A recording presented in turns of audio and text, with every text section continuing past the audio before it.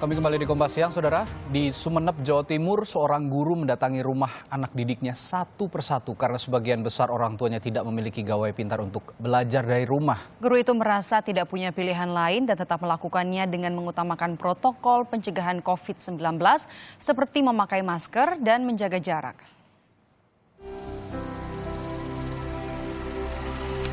Fatur Rahman bukannya tidak mau bekerja dari rumah, tapi ia pun tidak bisa mengajar dari jarak jauh seperti apa yang diminta pemerintah. Sebagian besar orang tua muridnya di Sekolah Dasar Negeri Batu Putih Lauk 3 Kabupaten Sumeneb tidak memiliki telepon, apalagi gawai pintar. Jadilah setiap pagi ia berkeliling mendatangi satu persatu anak didik. Jalanan rusak jadi rute sehari-hari. Ia bahkan harus menitipkan sepeda motornya dan berjalan kaki melewati pematang sawah menuju rumah siswa di pelosok desa. Beruntung, hari itu tidak hujan.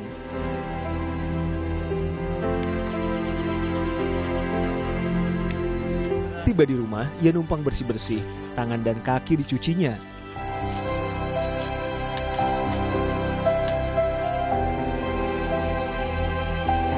Saat mengajar, memakai masker dan menjaga jarak fisik tidak boleh sekalipun terlewat.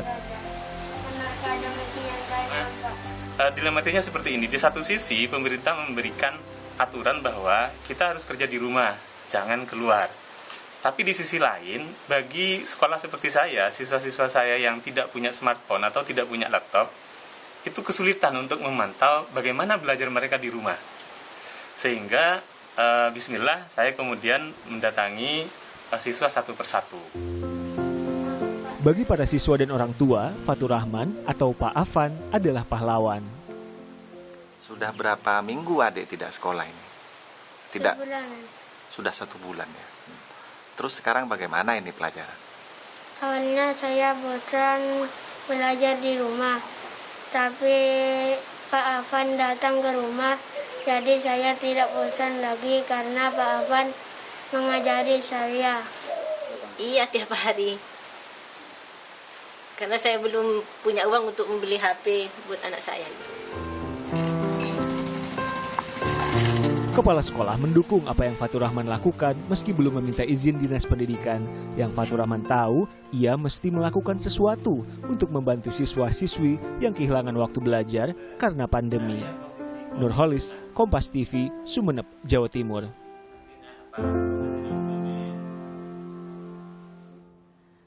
Dan siang hari ini saya sudah terhubung bersama dengan Fatur Rahman, guru di Sumeneb yang berkeliling ke rumah siswa-siswinya karena sebagian besar orang tua murid tidak memiliki gawai untuk pelajar. Selamat siang, Assalamualaikum Pak Fatur Rahman. Saya panggilnya Pak Afan ya. Waalaikumsalam warahmatullahi wabarakatuh. Apa kabar Pak, sehat? Alhamdulillah. Alhamdulillah ya. Oke. Ya. Pak Afan, saya penasaran nih. Jadi satu hari Bapak datang ke berapa rumah anak murid nih Pak? Kalau cuaca lagi bagus, tidak hujan, saya bisa menjangkau 9 sampai 11 anak, Mbak. 9? Tapi kalau cuaca, betul. Tapi kalau cuaca lagi hujan, saya kadang hanya bisa 6 atau 7 itu maksimal. Menggunakan motor ya, saya tadi lihat ya? Betul, dari rumah menggunakan motor. Tapi kalau misalnya pas lagi hujan atau baru usai hujan, ke beberapa rumah siswa itu tidak bisa menjangkau dengan naik motor. Jadi harus jalan kaki, sepeda harus dititip dulu di tetangganya atau di rumah salah satu siswa yang lain. Ada banyak cara yang Anda tempuh karena saya lihat beberapa rumah murid Anda ada di pelosok. Ini jadi tantangan juga ya Pak? Betul, Mbak. Nah, untuk waktu belajar mengajar sendiri, Anda tadi bilang kan kalau normal cuaca bagus 9 sampai 11, kalau hujan bisa lebih sedikit lagi. Untuk waktu belajar masing-masing di rumah muridnya berapa lama Pak biasanya? Kalau waktu belajar relatif, Mbak. Kadang bagi anak yang daya serapnya lebih cepat, itu biasanya waktunya juga tidak terlalu lama. Tapi bagi yang masih kecil, bagi usia-usia yang agak awal itu, kan daya sarafnya kadang masih agak lambat, jadi itu juga agak lama waktunya. Jadi kisaran 20 menit, 25 menit, seperti itu, Mbak. Tapi tetap menyenangkan ya begitu, karena belajarnya jadi satu murid, satu guru begitu Pak? Betul, karena saya tidak lagi kaku kalau dengan anak-anak, kadang saya juga mengajak mereka bercerita-cerita, saya bawakan buku bacaan anak, saya bercerita atau saya mendongeng, kemudian mereka juga meresponnya seperti itu. Oke, Pak Afan, Anda bilang ini, kami sempat putarkan tadi pernyataan Anda bilang ini dilematis. Tahu ini salah, tidak punya izin juga bahkan dari dinas. Nah, tapi tidak punya cara lain ya Pak ya? Betul. Jadi saya memang dilematisnya awalnya di situ, Mbak. Di satu sisi saya sebenarnya tidak ingin melanggar imbauan pemerintah. Saya juga ingin mengetahuinya, mematuhi gitu. Kemudian di sisi yang lain saya juga merasa kalau saya tidak bisa mengontrol atau saya mengetahui perkembangan belajar anak, saya juga merasa sedikit punya utang dalam tanda kutip karena ini merupakan kewajiban saya.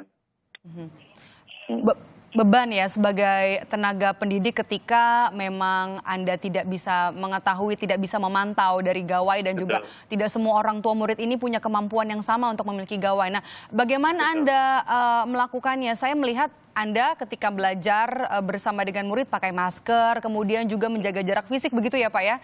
Setiap datang ke rumah murid ya? Iya, jadi saya juga ke anak-anak menghimbau agar tetap menjaga jarak, tidak usah salaman dengan tangan. Jadi cukup salaman jarak jauh. Saya juga menghimbau untuk segera mungkin seringkali mencuci tangan, terus menjaga diri agar tetap sehat seperti berolahraga. Saya juga menggunakan masker. Jadi upaya-upaya itu tetap saya jalankan, Mbak. Nah, semenjak belajar didatangi satu persatu oleh Pak Afan ini, apakah kemudian anak-anak ini bisa mengejar ketertinggalan mereka dalam pelajaran, Pak?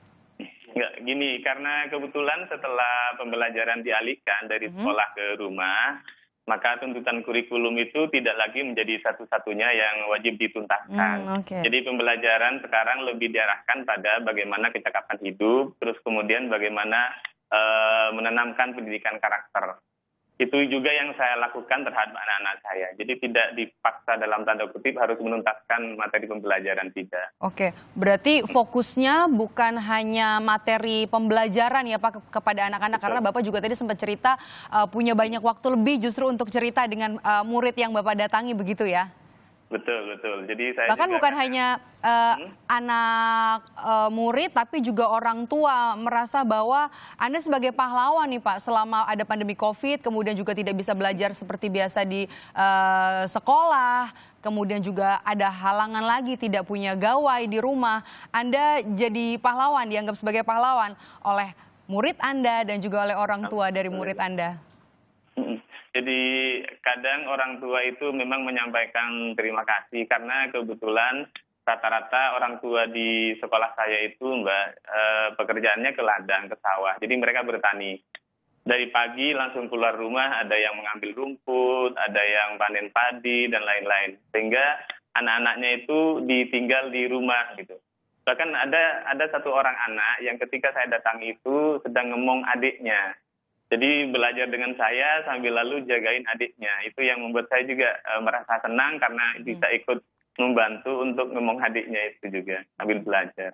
Oke, Pak Afan, Anda punya banyak sekali tantangan dalam mendatangi rumah anak murid Anda satu persatu, kemudian juga tapi Anda punya niat yang baik untuk tetap memberikan pelajaran kepada anak murid Anda. Kalau hari ini juga ada Dinas Pendidikan yang menonton, apa harapan Anda? Harapan saya, kalaupun misalnya ini nanti berlanjut, pembelajaran melalui daring, jadi bagaimana sesegera mungkin misalnya bisa memangkas keterbatasan yang dimiliki oleh siswa saya. Sebenarnya pembelajaran menggunakan gawai itu kan juga bagus sebagai bagian dari literasi digital. Cuma di daerah saya itu siswa saya tidak memiliki sarananya, maka bisa diusahakan untuk dibantu untuk memiliki sarana, termasuk juga ketersediaan sinyal misalnya di daerah saya. Oke, bantuan sarana ya, semoga nanti ada jawabannya sehingga nanti proses belajar mengajar bisa jadi lebih mudah meskipun banyak sekali kekurangan. Terima kasih sudah meluangkan waktu bersama kami Pak Fatur Rahman, guru dari SD Negeri Batu Putih Lauk 3 Sumeneb, Madura, Jawa Timur di Kompas.